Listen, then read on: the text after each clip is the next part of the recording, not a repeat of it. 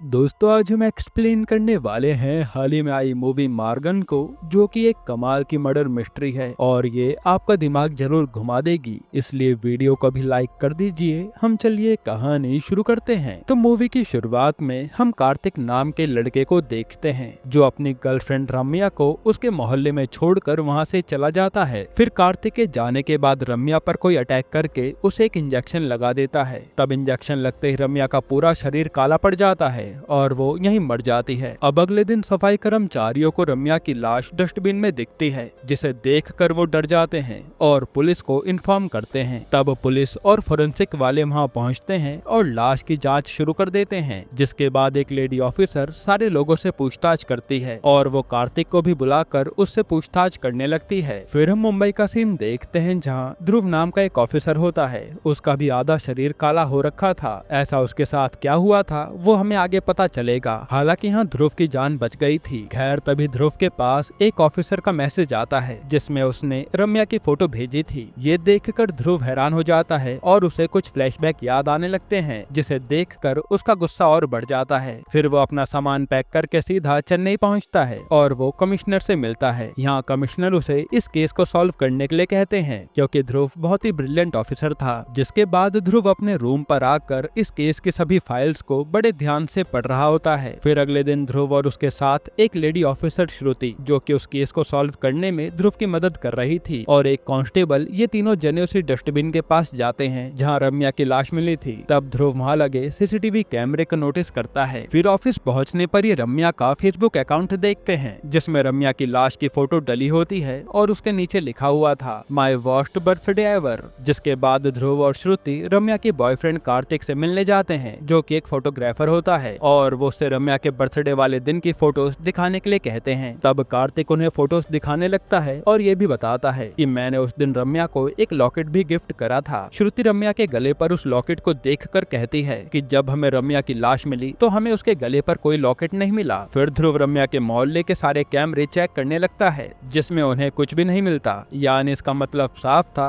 कि कातिल को पता था कि कैमरे कहां कहां लगे हैं। फिर वीडियो फुटेज दोबारा रिवाइंड करके देखने पर 20 मिनट पहले एक ब्लैक कार उस एरिया से गुजरते हुए दिखती है, जो कि वापस लौट कर नहीं आई। पुलिस ने इस कार की तहकीकात करी तो पता लगा कि ये कार फर्जी थी। नंबर प्लेट वगैरह सब डुप्लीकेट थे और किलर ने पूरी प्लानिंग के साथ रम्या पर हमला किया था। उसी दौरान उन्हें उस फुटेज में एक लड़का दिखता है जो कि उस रास्ते से गुजर रहा था। तभी उस पर एक उल्लू हमला करता है, जिसे देख ध्रुव कहता है कि ये लड़का कौन है और इसके बारे में अभी तक पता क्यों नहीं करा। फटाफट से इसके बारे में पता करो और इसे रिमांड पर लो। अब सभी पुलिस वाले उस लड़के के बारे में पता करने लगते हैं। उसी दौरान छानबीन करते समय ध्रुव को एक पुरानी ब्लैक कार खड़ी हुई दिखती है, जिस पर काफी धूल जमी हुई थी और उसके शीशे पर एक पैटर्न ड्रॉ हो रखा था। अब ध्रुव जब उस पैटर्न को चेक करता है तो उसे याद आता है कि ये तो वही लॉकेट का पैटर्न है जो कि कार्तिक ने रम्या को गिफ्ट करा था। तब ध्रुव वहाँ पर फोरेंसिक वालों को बुलाता है और उस कार पर लगे सभी फिंगरप्रिंट को कलेक्ट करने के लिए कहता है। वहीं ये कार एक बूढ़े आदमी की होती है और ध्रुव कार्तिक को कॉल करके पूछता है कि तुमने वो लॉकेट कहाँ से खरीदा था। कार्तिक बताता है कि वो लॉकेट मेरा एक दोस्त यूएस से लाया था तो मैंने उससे ले लिया था। फिर ध्रुव पूछता है कि क्या तुमने उस लॉकेट के पैटर्न को किसी कार पे ड्रॉ किया था, जिस पे कार्तिक मना कर देता है। इसके बाद फोरेंसिक लैब से रिपोर्ट आ जाती है और उन सभी फिंगरप्रिंट्स को मैच करके देख लिया जाता है, जिनमें से एक फिंगरप्रिंट एक अरीवू नाम के लड़के से मैच हो जाता है, जिसके ऊपर कुछ दिनों पहले एक ड्रग केस फाइल हुआ था। यहाँ ध्रुव का शक अरीवू पर और बढ़ जाता है जब उसे पता चलता है कि अरीवू और रम्या एक ही मोहल्ले के हैं। जिसके बाद हम अरीवू को देखते हैं जो कि स्विमिंग प्रैक्टिस कर रहा था, क्योंकि कुछ ही दिनों बाद उसका एक कंपटीशन होने वाला था। तभी वहाँ पुलिस आती है और उसे अरेस्ट करके अपने साथ ले जा लेती है। फिर अरीवू को इंटेरोगेशन रूम में डाल दिया जाता है और उसका सारा सामान ले लिया जाता है। वहीं ध्रुव श्रुति से कहता है कि इसको 6 घंटे तक ऑब्जर्व करते हैं और इन 6 घंटों के बीच इससे कोई भी बात नहीं करेगा, जिससे ये चिड़चिड़ा होने लगेगा और खुद ही सच्चाई बता देगा। वहीं अंदर अरीवू चिल्ला रहा होता है कि सर आपको कोई गलतफहमी हुई है, मुझे यहाँ से जाने दीजिए, मेरी बहन घर पर अकेली है। लेकिन कोई उसकी बात नहीं सुनता। फिर थोड़ी देर बैठे रहने के बाद अरीवू अपनी जेब से च्युइंगम निकाल कर चबाने लगता है, जिसे देख ध्रुव कांस्टेबल को गुस्से में कहता है कि तुमने उसकी जेब चेक क्यों नहीं करी, अब वो च्युइंगम चबा कर अपना टाइम पास कर लेगा। तभी ध्रुव के पास श्रुति आती है और अरीवू की बहन के बारे में बताती है कि ये दोनों भाई बहन अकेले ही रहते हैं, इनका एक दूसरे के अलावा और कोई नहीं है। जिसके बाद अरीवू रूम में बैठा होता है और पुरानी कविताएं गाने लगता है। फिर फिर पुलिस वाले उसे आकर खाना भी देते हैं। तो अरीवू कहता है कि मुझे खाना नहीं चाहिए, मेरे बैग में एक दवाई है, वो मुझे लाकर दे दो। ये सुनकर ध्रुव उसके बैग को चेक करता है तो उसमें दवाई होती है। फिर ध्रुव उस दवाई के नाम को गूगल पर सर्च करता है तो पता लगता है कि ये किसी माइंड मेमोरी से रिलेटेड है। वहीं अरीवू को दवाई न मिलने पर वो चिल्लाने लगता है कि सर मेरा सर दर्द से फटा जा रहा है, मुझे प्लीज वो दवाई दे दो, लेकिन उसे कोई दवाई नहीं देता। इसके बाद अरीवू की आंखों के सामने एक लड़की का चेहरा आने लगता है, जिसके चेहरे को देखकर वो डिस्टर्ब हो जाता है और फिर वहाँ से उठकर पानी पीने लगता है। साथ ही वो चिल्लाता है कि मेरी दवाई मुझे दे दो,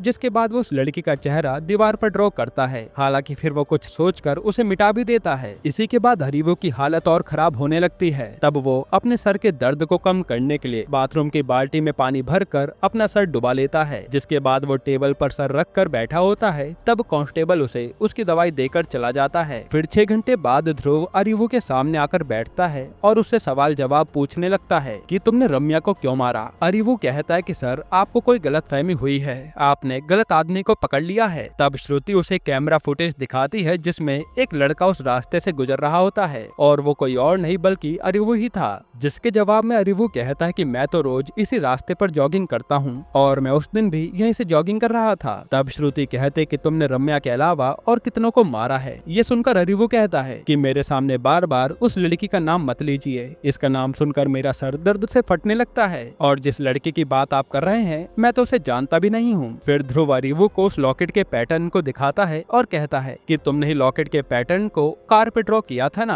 अरीवू कहता है कि मैंने ऐसा कुछ भी नहीं किया और मुझे घर जाने दीजिए, मेरी बहन घर पर अकेली है। तभी श्रुति बोल पड़ती है कि तुम्हारे फिंगरप्रिंट्स उसी कार पर पाए गए हैं, वो वहाँ कैसे मिले, और तुम ड्रग एडिक्ट भी तो हो, तुम्हारे ऊपर ड्रग केस भी फाइल हो रखा है, और तो और ये जो तुम दवाई खाते हो ये भी तुम्हें कौन से डॉक्टर ने दी है, जरा हमें बताओ तो। अब इन सारी बातों का अरीवू पर जवाब नहीं होता तो वो सच्चाई बताने लगता है। वो कहता है कि मुझे कुछ यादें सताती हैं, इसलिए मैंने गूगल पे सर्च करके खुद ही वो दवाई लेना शुरू कर दिया था, जिससे मुझे काफी आराम मिलता है। ध्रुव पूछता है कि तुम्हारे पास्ट में ऐसा क्या हुआ था जो उसे भुलाने के लिए तुम्हें दवाइयाँ खानी पड़ रही है। अरीवू बताता है कि सर मेरी मेमोरी काफी ज्यादा तेज है, जिस पर वो कुछ एग्जाम्पल भी देता है कि जैसे उसने हाल ही में जितनी भी चीजें देखी हैं उसे सब कुछ याद है। ये सुनकर ध्रुव हैरान हो जाता है। फिर ध्रुव अरीवू से रम्या के बारे में पूछता है। अरीवू कहता है कि सर आप जिस रम्या की बात कर रहे हैं मैं उसे नहीं जानता, मगर मेरी लाइफ में एक रम्या नाम की लड़की थी जिसकी वजह से आज मेरी यह हालत है। जिसके बाद कहानी फ्लैशबैक में जाती है। हम देखते हैं कि अरीवू अपनी क्लास में दोस्तों के पास बैठा होता है, तभी वहाँ रम्या नाम की एक लड़की आती है और अरीवू से कहती है कि मैं तुमसे बहुत प्यार करती हूँ। अरीवू कहता है कि मुझसे मजाक मत करिए, मुझ में ऐसा प्यार करने लायक है ही क्या। तब रम्या उसकी काफी तारीफ करते हुए कहती है कि तुम स्विमिंग काफी अच्छी करते हो, तुम पढ़ाई में काफी अच्छे हो, और तो और तुम अपनी बहन का भी काफी अच्छे से ख्याल रखते हो। जो बातें अरीवू को अच्छी लगती है और यहीं से इन दोनों की लव स्टोरी शुरू हो जाती है। फिर जब इन दोनों के कॉलेज का रिजल्ट आता है तो उसके बाद रम्या तो प्राइवेट जॉब करने लगती है, वहीं अरीवू सरकारी नौकरी की तैयारी करने लगता है, क्योंकि उसकी माँ का सपना था कि अरीवू एक सरकारी नौकरी करे। अब दोनों की जिंदगी काफी अच्छी चल रही थी। तभी एक दिन रम्या का मैनेजर उसे अपने ऑफिस में बुलाकर प्रपोज करता है और कहता है कि अगर तुम हाँ कर दो तो हम दोनों यूएस जाकर सेटल हो जाएंगे। लेकिन रम्या तो अरीवू से प्यार करती थी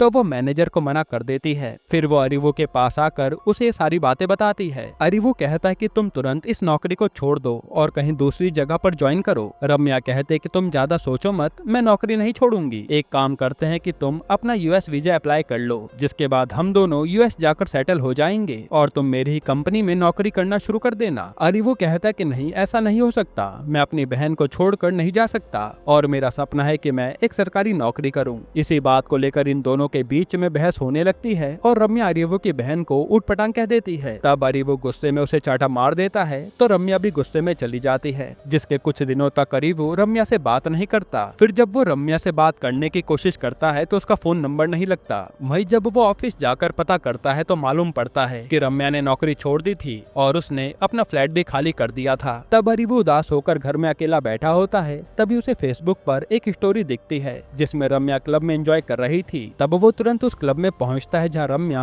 अपने मैनेजर के साथ होती है। तब अरीवू रम्या से बात करने की कोशिश करता है, लेकिन रम्या कहती है कि तुम कौन हो और यहाँ से चले जाओ। फिर जब अरीवू नहीं मानता तो रम्या उसके सर पर ग्लास मार देती है। ये सब देखने के बाद अरीवू का दिल टूट जाता है और यही कारण था कि वो रम्या का नाम सुनकर डिस्टर्ब होने लगता था। खैर उसके बाद वहाँ पर पुलिस रेड पड़ जाती है और सभी ड्रग डीलर को पकड़ लिया जाता है। यहाँ अरीवू भी मौजूद मौजूद था, इसलिए उसके फिंगरप्रिंट्स लेकर उसका नाम ड्रग्स डील में डाल देते हैं। हालांकि अरीवू स्टूडेंट था, इसलिए उसे बाद में छोड़ दिया जाता है। अब कहानी प्रेजेंट टाइम में आती है और अरीवू सब बताते बताते एक कोने में जाकर बैठ जाता है। फिर थोड़ी देर तक उसके ना बोलने पर श्रुति उसे जाकर हिलाती है तो पता लगता है कि वो तो कब का बेहोश हो चुका है। तब ध्रुव तुरंत उसे डॉक्टर के पास लेकर जाता है, जहाँ डॉक्टर ध्रुव को बताते हैं कि अरीवू का बीपी हाई होने के कारण वो बेहोश हो गया था। यहाँ ध्रुव अरीवू की दवाई के बारे में डॉक्टर को बताता है और उसकी कंडीशन के बारे में भी बताता है। तब डॉक्टर अरीवू का इलाज शुरू करते हैं, जिसके बाद डॉक्टर उसकी मेमोरी पावर चेक करने के लिए उसे MRI स्कैनिंग मशीन में डालकर कुछ सवाल पूछने लगते हैं कि अरीवू, अगर तुम्हें अपने बचपन की कोई भी यादें याद हो तो हमें बताओ। तब अरीवू बताने लगता है कि जब वो 1 साल का था तो उसके माता पिता उसे एक मंदिर में लेकर गए थे। मंदिर में एक कुआं था जिसके जल से सभी भक्त नहा रहे थे और माना जाता था कि जल में कई शक्तियां हैं, जिन्हें देखने के बाद अरीवू पहली बार खुद चलकर उस कुएं की ओर जाने लगता है और चलते चलते उस कुएं में गिर जाता है। यहाँ उसके माता पिता भजन कीर्तन में व्यस्त थे तो उन्हें कुछ भी पता नहीं चलता। वहीं यहाँ पानी में गिरने के बाद सांस न आने पर अरीवू बेहोश होने लगता है। तभी उसे अपनी ओर एक कछुआ आता हुआ दिखता है जिसका सर चमक रहा था और जैसे ही वो अपना सर अरीवू के मुंह पर लगाता है तभी कछुए की शक्तियां अरीवू के अंदर आ जाती है, जिसके बाद उसे कुछ भी याद नहीं होता कि वो पानी के अंदर से बाहर कैसे आया। वहीं डॉक्टर ये सारी बातें सुनने के बाद और MRI रिपोर्ट देखने के बाद हैरान हो जाते हैं और वो ध्रुव को बताते हैं कि ऐसे केसेस तो ना के बराबर होते हैं। जिसके बाद ध्रुव अरीवू के पास जाता है तो अरीवू ने एक पेपर पर वही लॉकेट का पैटर्न ड्रॉ कर रखा था, जो देख ध्रुव पूछने लगता है कि अब तुमने ये कहाँ से ड्रॉ कर लिया। अरीवू जवाब देता है कि आपने जो सुबह इमेज दिखाई थी ना, वो इमेज मेरे दिमाग में बार बार आ रही थी, जिसे मैंने टाइम पास के लिए ड्रॉ कर दिया था। बाकी मैंने और कहीं भी इस लॉकेट के पैटर्न को ड्रॉ नहीं करा, मुझे आप छोड़ दीजिए। तब ध्रुव को अरीवू पर थोड़ा सा शक और हो जाता है और वो उसे धमकाते हुए कहता है कि सच बता दो वरना मैं तुम्हें जेल में डाल दूंगा। ये कहकर वो उसे जेल ले जाने लगता है। तभी अरीवू कहता है कि सर मैं बताता हूँ, मुझे जेल में मत डालिए। दरअसल उस गाड़ी पर मैंने ही वो ड्रॉ किया था, क्योंकि कई दिनों से मेरी आंखों के सामने उस लॉकेट का पैटर्न आ रहा था और मैं कहीं भी बैठा या खड़ा रहता तो उसी को ड्रॉ करने लगता था। अब ऐसा मेरे साथ क्यों हो रहा है मुझे भी नहीं पता। दूसरी तरफ अरीवू की बहन अखिला उसे बार बार कॉल कर रही होती है तो श्रुति उसका कॉल उठाकर स्पीकर पर रख देती है। तब अरीवू अपनी बहन से कहता है कि तुम चिंता मत करो, मुझे आज आने में देर हो जाएगी। और यहाँ अपनी बहन से बात करने के बाद अरीवू को ये तो समझ आ गया था कि उसे पुलिस की मदद करनी ही पड़ेगी, वरना ये उसे छोड़ेंगे नहीं। फिर वो ध्रुव से कहता है कि मुझे मेरी स्विमिंग एकेडमी ले चलिए, मैं पानी के अंदर रहकर चीजें याद करके आपको इन्फॉर्मेशन दे दूंगा। तब ध्रुव उसकी बातों पर यकीन करता है और उसे उसकी एकेडमी ले जाता है। यहाँ अरीवू स्विमिंग पूल के अंदर जाकर ध्यान करने लगता है। वहीं एक आदमी अपने एरिया की CCTV फुटेज देने आता है। तब उसी एकेडमी में लगे कंप्यूटर पर ये फुटेज देखने लगते हैं, जिसमें सारी चीजें सेम ही होती है। पहले वो ब्लैक कार वहाँ से निकलती है, फिर रम्या उस रास्ते से गुजरती है, जिसके बाद अरीवू जॉगिंग कर रहा होता है। अब अरीवू स्विमिंग पूल से निकल आता है और ध्रुव के पास आकर उसे लॉकेट के बारे में बताने लगता है। यहाँ हमें अरीवू की एक और अमेजिंग बात पता चलती है। दरअसल अरीवू जब भी पानी में जाकर ध्यान करने की कोशिश करता है तो वो अपने सबकॉन्शियस माइंड से एक जगह से दूसरी जगह पर ट्रेवल कर सकता है। आसान भाषा में बताऊं तो उसका शरीर वहीं रहता है, लेकिन उसकी आत्मा उस जगह पर जा सकती है जिसके बारे में वो सोच रहा है। तो इसी तरह से वो ट्रेवल करके वहीं पहुंच जाता है जहां वो जॉगिंग कर रहा था और वो ध्रुव को बताता है कि मैंने वहीं झाड़ियों में उस लॉकेट को पड़े हुए देखा था, जो कि मैं पानी के रिफ्लेक्शन की वजह से देख पाया। अब ये बात सच है या नहीं ये चेक करने के लिए ध्रुव दोबारा से उसी फुटेज को देखने लगता है, जिसमें वो लॉकेट सही में झाड़ियों में पड़ा होता है और कोई दूसरा आदमी आकर उसे उठा ले जाता है। फिर ध्रुव अरीवू को उसके घर भेज देता है और श्रुति और कांस्टेबल के साथ उसी झाड़ियों वाली जगह में जांच करने जाता है, जहां पानी को देखने के बाद ध्रुव कहता है कि अरीवू हमसे झूठ बोल रहा है, ऐसे ही पानी के रिफ्लेक्शन से उसे कुछ भी नहीं दिख सकता, जरूर उसने कुछ इमेजिनेशन करके हमें बताया है। जिसके बाद अगले दिन ध्रुव और एक कांस्टेबल अरीवू के घर पहुंच जाते हैं, जहां अरीवू की बहन अखिला उन्हें चाय पिलाती है। वहीं वो एक कछुए को भी देखते हैं जिसे अरीवू उस कुएं से निकाल लाया था। फिर यहाँ अरीवू की आंख खुलने पर वो अपने सामने ध्रुव और कांस्टेबल को खड़ा देखता है। यहाँ वो कहता है कि सर मैं आपको कल ही सारी बातें बता चुका हूँ, बाकी मुझे और कुछ नहीं पता। ध्रुव कहता है कि चिंता मत करो यार, मैं तो बस फॉर्मेलिटी के लिए आया हूँ, दरअसल मुझे तुम्हारी मदद की जरूरत है। तब अरीवू थोड़ी ऊंची आवाज में बोलने लगता है कि आप तो मेरी मदद से किलर को ढूंढ लेंगे, लेकिन उसके बाद अगर मेरी बहन या मुझ पर किसी ने हमला वगैरह कर दिया तो मेरा क्या होगा? हम दोनों का इस दुनिया में कोई और नहीं है। तब ध्रुव गुस्से में कहता है कि तुम्हें ही अपनों का खोने का गम नहीं है, मैंने अपनी बेटी खोई है। और वो उसे एक वीडियो दिखाते हुए कहता है कि आखिरी बार बार मैंने अपनी बेटी प्रिया को इसी में देखा था। यहाँ से सीन पास्ट में जाता है जहाँ वीडियो में प्रिया के सीनियर्स उसकी रैगिंग कर रहे होते हैं और प्रिया के दोस्त ध्रुव को वीडियो कॉल करके ये सारी चीजें दिखा रही होती है। तब वीडियो कॉल के जरिए ध्रुव देखता है कि जो बंदा रैगिंग कर रहा है उसके ऊपर एक उल्लू बैठा होता है और वो बंदा कोई और नहीं बल्कि ड्रग डीलर शादिक है। फिर अगले दिन ध्रुव को अपनी बेटी के मरने की खबर मिलती है तो वो अपनी बेटी की लाश को देखने जाता है तो उसकी बेटी की लाश भी पूरी काली हो रखी थी, जिसे देखकर ध्रुव काफी ज्यादा रोने लगता है। फिर पोस्टमार्टम रिपोर्ट आने से पता चलता है कि प्रिया को इंजेक्शन लगाकर मारा गया है, जिसके बाद ध्रुव सभी ड्रग्स डीलर को एक एक करके मारने लगता है और हर जगह शादिक को ही ढूंढने लगता है। फिर एक दिन उसे शादिक की खबर मिलती है और वो वहाँ पहुँच जाता है, मगर चेक करने पर उसे शादिक की लाश बेड के नीचे पड़ी मिलती है और वो भी पूरी काली हो रखी थी। उसी दौरान ध्रुव पर कोई अटैक करके इंजेक्शन लगा देता है, मगर ध्रुव का आधा शरीर ही काला हो पाता है और उसकी जान भी बच जाती है। अब यह हुआ कैसे वो हमें आगे पता चलेगा। इसके बाद कहानी प्रेजेंट टाइम में आती है और ध्रुव कहता है कितने सालों बाद दोबारा से ये किलर मेरे सामने आया है और इस बार मैं उसे छोड़ूंगा नहीं। तब अरीवो भी ध्रुव की फीलिंग समझ चुका था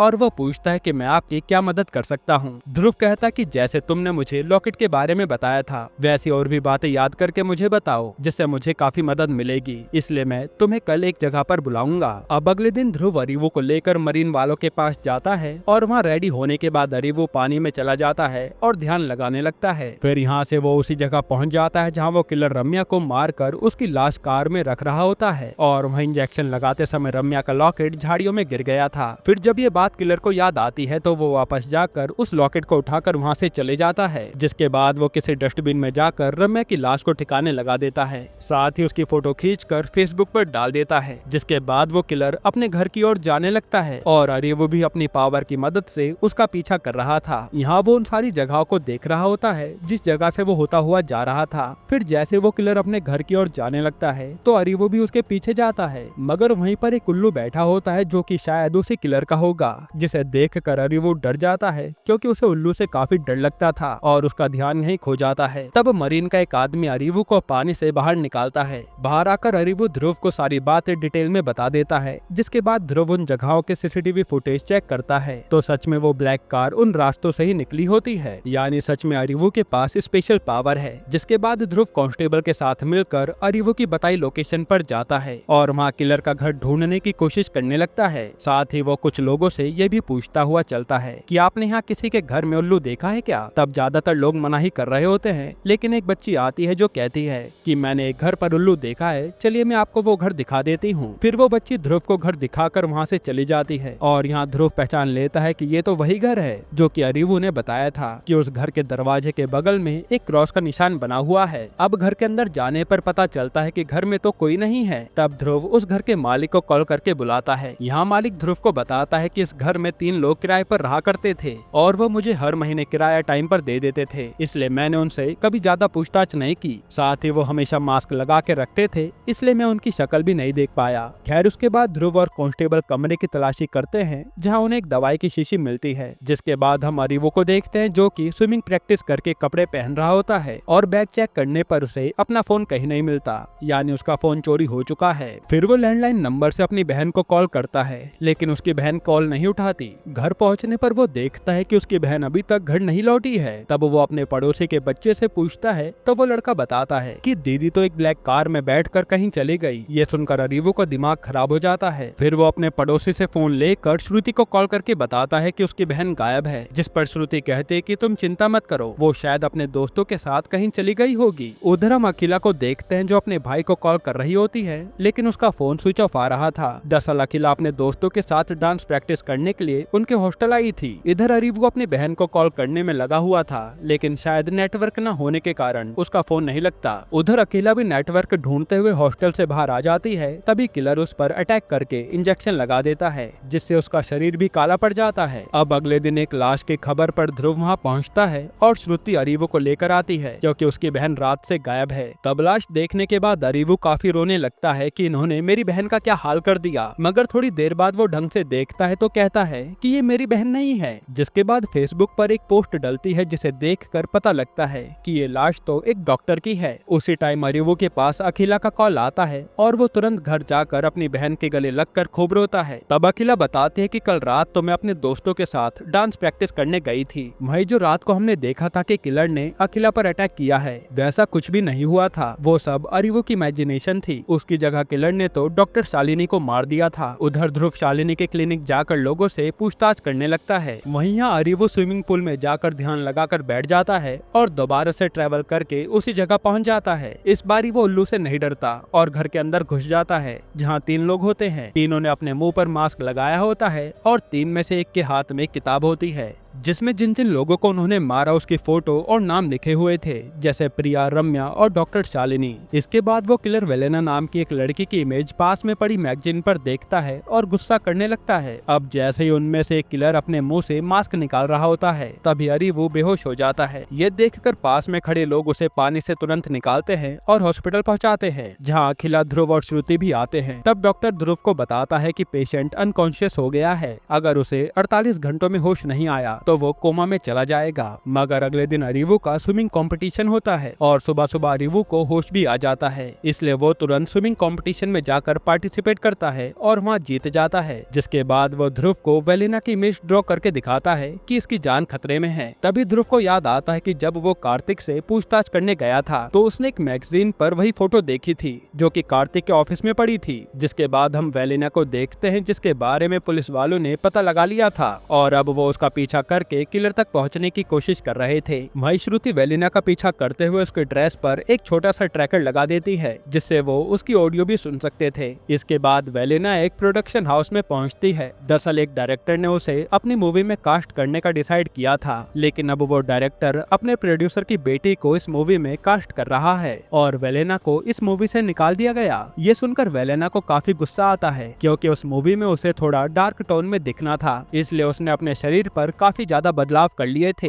तभी वहाँ डायरेक्टर आता है और कहता है कि जितना भी तुम्हारा खर्चा हुआ है सबकी भरपाई मैं कर दूंगा। लेकिन वेलेना का गुस्सा शांत नहीं होता। वहीं ये सारी बातें श्रुति और ध्रुव भी सुन रहे थे। जिसके बाद वेलेना वहाँ से चली जाती है और श्रुति उसका पीछा कर रही होती है, लेकिन फिर वेलेना अचानक से कहीं गायब हो जाती है और फिर ध्रुव अरीवू को कॉल करके कहता है कि तुम वेलेना के घर जाओ और जब तक वो वहाँ आ नहीं जाती तुम उसके घर की निगरानी करो। फिर शाम को ध्रुव, श्रुति और एक कांस्टेबल एक पार्टी में जाते हैं, क्योंकि वहाँ पर वेलेना आ रखी थी। दरअसल ये पार्टी उसी प्रोड्यूसर की बेटी ने रखी हुई थी, जिसमें उसने वेलेना को भी इनवाइट कर रखा था। उस पार्टी में कार्तिक भी आया हुआ था, जो उस हीरोइन की फोटो खींचने में लगा हुआ था। तब ध्रुव कार्तिक के पास जाकर उससे उस मैगजीन के बारे में पूछने लगता है। कार्तिक बताता है कि पहली बार मैंने वेलेना को एक मेडिकल में काम करते हुए देखा था। मुझे उसकी आंखें काफी अच्छी लगी, इसलिए सिर्फ मैंने उसकी आंखों की फोटो खींची थी। फिर एक दिन वो फोटो मैंने एक डायरेक्टर को दिखाई, तो उस डायरेक्टर ने वेलेना को मूवी में एक चांस दिया। इसी सब के दौरान वेलेना एक दिन कार्तिक के पास आती है और वो उसे प्रपोज करती है, मगर कार्तिक मना कर देता है और कहता है कि ये सब मैंने सिर्फ अपने काम के लिए करा था, मुझे तुमसे कोई लगाव नहीं है, और वैसे भी वो रम्या से प्यार करता था। तब वेलेना कार्तिक को एक लॉकेट देकर चली जाती है और यहाँ हमें पता चलता है कि कार्तिक ने वो लॉकेट अपने दोस्त से नहीं लिया था, बल्कि वो तो वेलेना ने उसे दिया था। वहीं दूसरी तरफ एक डिलीवरी बॉय वेलेना के रूम में कुछ सामान डिलीवर करके जाता है, जिसे अरीवू देखता है और हैरानी से सोचने लगता है कि यानी वेलेना के रूम में कोई और भी रहता है। तब वो वेलेना के बारे में पूछने के लिए दरवाजा पीटने लगता है, तभी दरवाजा खुलता है और वो अंदर जाता है, लेकिन उसके पीछे से दो आदमी आकर उस पर अटैक करके इंजेक्शन लगाकर बेहोश कर देते हैं और फिर वो उसे एक पानी के ड्रम में डालकर ऊपर से ढक्कन बंद कर देते हैं। उधर कार्तिक आगे की कहानी बताने लगता है कि डायरेक्टर ने वेलेना के स्किन टोन को चेंज करने के लिए काफी ट्रीटमेंट करवाए थे, क्योंकि उसका स्किन टोन पहले काफी ज्यादा डार्क था और ये सारे ट्रीटमेंट डॉक्टर शालिनी ही करती थी। फिर एक दिन शालिनी के क्लिनिक वालों ने, यानी जो लोग उसका एडवर्टाइजमेंट वगैरह संभालते हैं, उन्होंने वेलेना की फोटो उससे बिना पूछे कहीं छपवा दी, जिससे शायद वेलेना थोड़ा गुस्सा हो गई थी। इधर वो दोनों आदमी ड्रम का ढक्कन खोलते हैं, ये सोचते हुए कि अरीवू मर गया होगा, लेकिन ढक्कन खोलते अरीवू बाहर निकलता है और उन दोनों पर हमला कर वहाँ से भाग जाता है। फिर हम ध्रुव को देखते हैं जहाँ वो वेलेना की पुरानी फोटोज को देख रहा होता है। तभी उसे एक चीज याद आती है। दरअसल जो सीनियर्स प्रिया की रैगिंग करते थे उनमें से एक वेलेना भी थी, जिसका असली नाम मेघा होता है। और यहीं पर हमें दोबारा से वो सीन दिखाया जाता है जब ध्रुव को शादी की लाश मिलती है और तभी कोई उस पर अटैक करके उसे इंजेक्शन लगा देता है। यहाँ ध्रुव बेहोश होने लगता है, तभी उसकी नजर वेलेना पर जाती है, जो कि उसे एंटीटोड लगाकर वहाँ से भाग जाती है, जिस वजह से उसके आधे शरीर पर ही उस इंजेक्शन का असर हुआ था और उसकी जान बच गई थी। अब ध्रुव को समझ आ जाता है कि असली कातिल कोई और नहीं बल्कि वेलेना ही है, और जैसे वेलेना प्रोड्यूसर की बेटी को इंजेक्शन लगाने वाली होती है, तभी ध्रुव उसे गोली मार देता है, जिसके बाद हमें बताते हैं कि वेलेना लोगों को क्यों मारा करती थी। दरअसल जब प्रिया की रैगिंग हो रही थी तो शादिक, जो कि वेलेना का बॉयफ्रेंड था, वो प्रिया के सामने वेलेना के रंग को लेकर उसका मजाक बनाने लगता है, जिससे वेलेना गुस्सा हो जाती है और फिर वो एक दिन एक ऐसा फॉर्मूला क्रिएट करती है जिससे लोगों का शरीर काला पड़ जाए और वो तड़प के मरे। जिसके बाद वो सबसे पहले प्रिया को खत्म करती है, क्योंकि शादिक ने प्रिया के रंग से कंपेयर करके ही उसका मजाक उड़ाया था, और उसके बाद वो शादिक को भी मार देती है। इसी तरह जब कार्तिक ने उसके प्रपोजल को मना किया तो उसने कार्तिक के प्यार रम्या को ही खत्म कर दिया, और जब डॉक्टर ने उससे बिना पूछे उसकी इमेज को मैगजीन में पोस्ट करवाया तो उसने उसे भी मार डाला। और इसी तरह वो प्रोड्यूसर की बेटी को भी खत्म करने वाली थी, पर ध्रुव ने उसे बचा लिया। यहीं पर ये मूवी खत्म होती है, यानी अपने रंग को लेकर वेलेना ने इतने लोगों को मार डाला। दोस्तों, आपको ये मूवी कैसी लगी हमें कमेंट में जरूर बताइएगा, और इसके अलावा आप कौन सी मूवी का एक्सप्लेनेशन चाहते हैं वो भी कमेंट कीजिएगा। और अगर आपको हाल ही में ये कमाल की मूवी देखनी है तो आप ये वीडियो देख लीजिए।